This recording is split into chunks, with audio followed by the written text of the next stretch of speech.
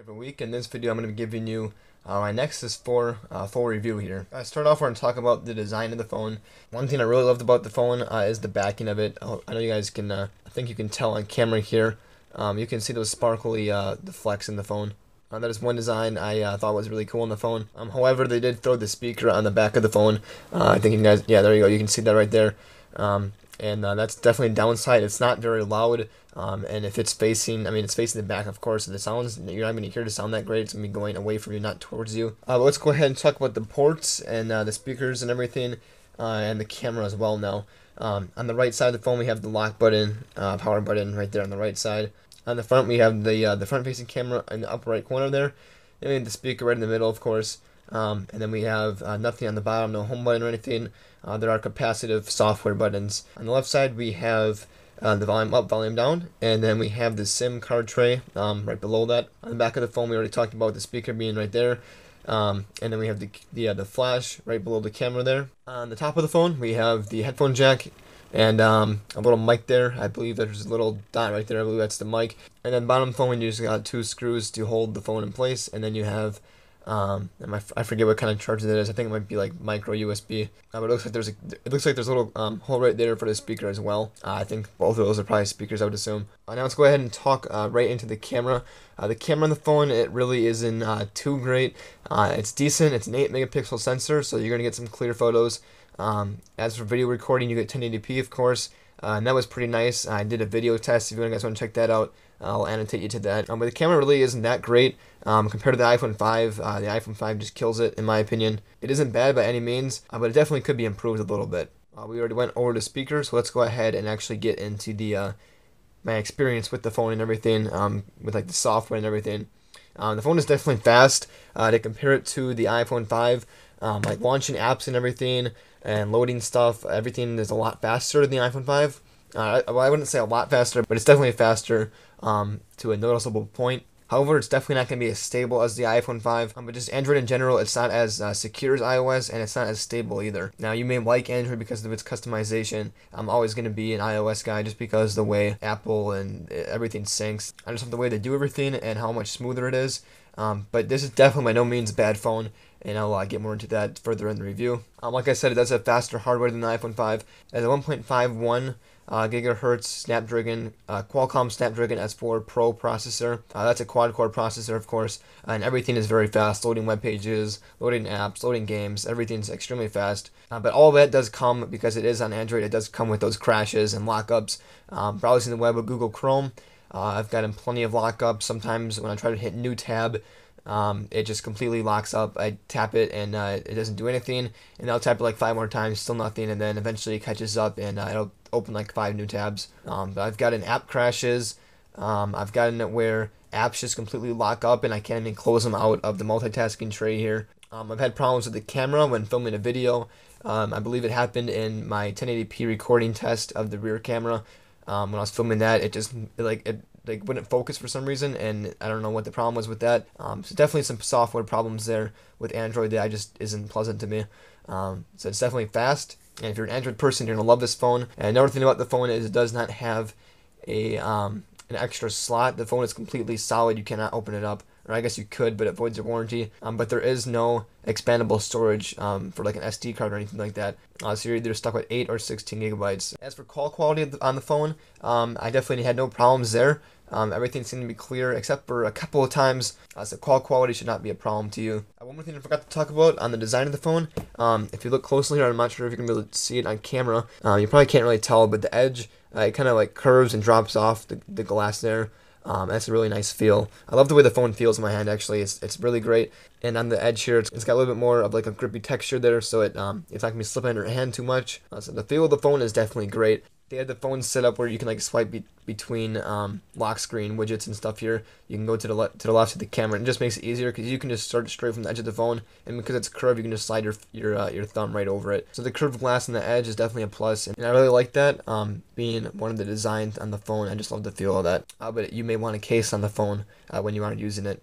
Just because the back and the front are both glass, but it is made of Gorilla Glass too. Like one other thing I did not like about the phone, well, it's not really the phone, it's more Android. So if you're used to Android, it's not going to be a problem to you.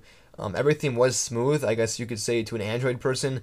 But the way, like, the scrolling in iOS, there's something about the scrolling in iOS just smoother than it is on Android, like browsing Twitter and stuff and web pages. When you're scrolling, there isn't really too much lag on the LG Nexus 4, but it just isn't as smooth as iOS, the way it scrolls, and it just, I don't know, it just, there's something about it. If you use an iPhone, you definitely know what I'm talking about. One more thing that may be a deal breaker for you guys for this phone is it does not have LTE in the US, and I'm not sure about other countries, but I think it's the same. They're all just gonna have HSPA or HSPA plus. So that's the fastest speed is going to get in the phone. But now more on the positive side of the phone. Now I'm going to go over some features of the software that I liked, just of Jelly Bean that I liked. I'm not going to get too in-depth with them. If you want to hear my full in-depth review of the software, I'll have the Android, I believe it's 4.2.1 Jelly Bean now. I think that's the newest update. I'll have my full review of that. And I'll go more into those features that I liked and go more into detail on those. Google Now I really liked, just signing up into Google Now. It gives you traffic for your way home and everything like that. You can ask it questions. Right now it thinks I'm talking. I don't really want to ask it questions. But you can even see it got most of what I was saying right there even. One thing good about Google Now was it did properly record my voice. I had no problems there. But just how, like, when I'm out of the house and everything, if I load up Google Now, it'll say like how long until I'm home, and it'll give me the option to choose to navigate back to home and give me directions straight back to home. I love those features. I loved how the weather is right there when you open up Google Now for your current location. And I love the searching capabilities that it has, just like asking it questions. Next thing I liked was the notification style of Android. The only thing I didn't like that I'm used to is tapping on notifications as to come in and launching them. But you can just slide down right here, and they're all right in here. You can access the settings all right here as well, right when you tap on this, the upper right there. So that's a really cool feature I loved. I also like the way you can unlock the phone. They definitely have a ton of different ways you can unlock the phone, but basically you can just touch this and slide. They have face recognition, and they have different ways. They have like the pattern lock, and I believe they have just like a 4-digit number you can put in as well. So the way you can unlock the phone, there's definitely some unique ones in there. There are also lock screen widgets. One thing we can do here is slide down from the clock, and it shows you all my clocks that I've added. And you can just slide that right back up. There we go. I can't get this. There we go. So you can slide right there. Off to the right, as you saw earlier, is the camera. And then you can add widgets. You can only add one widget to a screen to the left of the lock screen. But you can add third-party widgets that you download from Google Play Store. You can add like the clock there. You can add your email. You can get your email in there. You can get Google Plus posts. You can get your messages. They have plenty of different options. And like I said, that also includes third-party widgets. But you can only have one to each lock screen. So that's the only thing that kind of sucks about it. Otherwise, it is nice, like the email being right there to your left, and calendar events and stuff like that. As for the battery in the phone, I really had no problem at all. It seemed to get me through the day, but if I don't have school or anything like that, it dies for me around kind of like 6-7 o'clock. So that definitely could be better. As for apps in the Google Play Store, I had no problem there at all. They have a wide variety of different apps. I pretty much found everything I use on the iPhone, I pretty much could find on the Google Play Store. As for backing the phone up, some of the stuff confused me. There are backups. Let's see, it's back up my data. So I do believe everything is being backed up just by looking in here. I believe everything is being backed up, but then there's like syncing, and this is what confuses me. When you look up like your Google accounts and everything, it has like all the options, the different syncing options and stuff. There's like instant upload, and that uploads to Google Plus, and that's just confusing. I just switched over to Android, and I grasped that concept pretty quickly. I understood when it went to Google Plus, but it's kind of stupid to me. It uploads it straight to Google Plus rather than just not backing up straight to like Google's server or something like that. But then it also has photo syncing, and that confused me. I really don't understand the whole syncing thing. I mean, they have backups here, so I don't understand why they have syncing in there. I don't understand it at all. I think syncing, I think it's probably just like wireless syncing, like where it's synced to like your Google Calendar and stuff like that. But I didn't see anywhere where it sync your photos. It probably syncs to Google Plus, but all of that I have not figured out yet. And I've been using the phone for over a week now.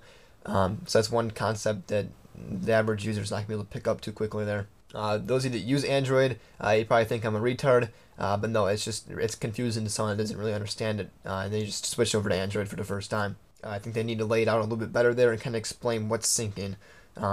it's a little bit confusing to me. I do like Android's ability to add widgets to your home screen here.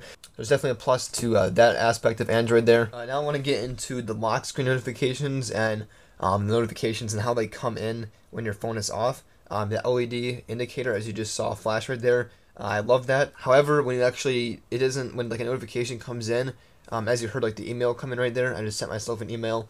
When you hear it come in, the phone doesn't light up.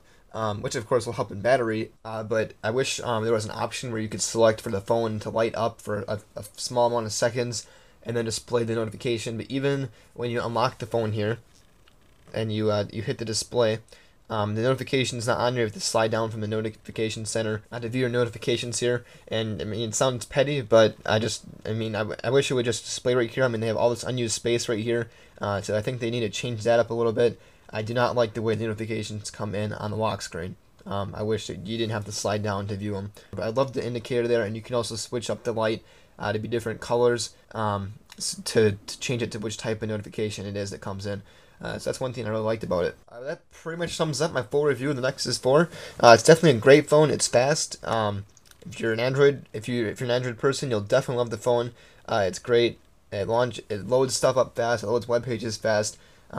LTE is definitely a downer. Like I said, it is unlocked only. You have to buy it straight from the Google Play Store.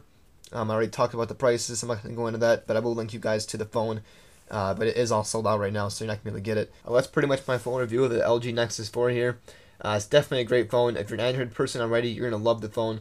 It's going to have all of the newest Android updates straight from Google. Right when Google releases them, you're going to have it because it's straight from Google. It's not locked into a carrier where the carrier's going to have to push the updates to you and everything like that. But the phone's definitely great. If you like Android, you're going to love this phone. It's not a bad phone at all, but I prefer iOS over it. There's nothing, I mean, Android isn't bad, and I love the customization of it.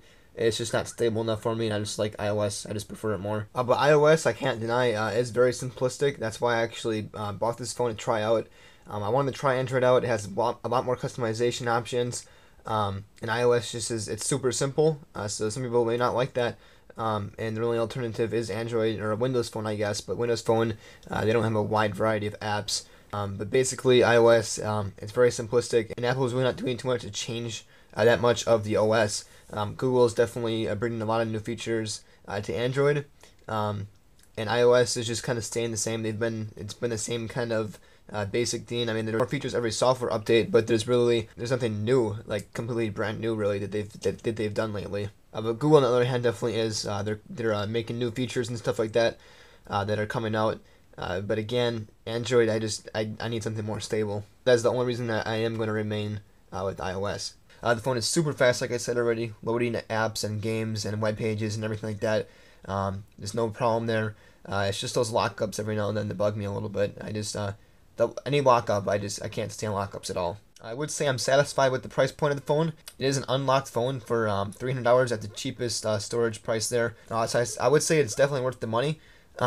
It could have some improvements though, but it's definitely a great phone in general. I just won't find myself using it over iOS. Android is just not for me. But that's it for this video, guys. I hope you enjoyed my full review here. I know it's definitely a long one. I just tried to get as many details in there as possible and let you guys know how exactly I feel about the phone. But if you did enjoy it, I would appreciate a like down below. If you also want my future videos, go ahead and subscribe. And that'll notify you when I release my future videos. If you do want to check out my other Nexus 4 videos, go ahead and click the annotation, and then that'll direct you to the playlist there, and you can view all the Nexus 4 videos that you would like to. That's it. Hope you guys enjoy the rest of your day, and I'll see you next video.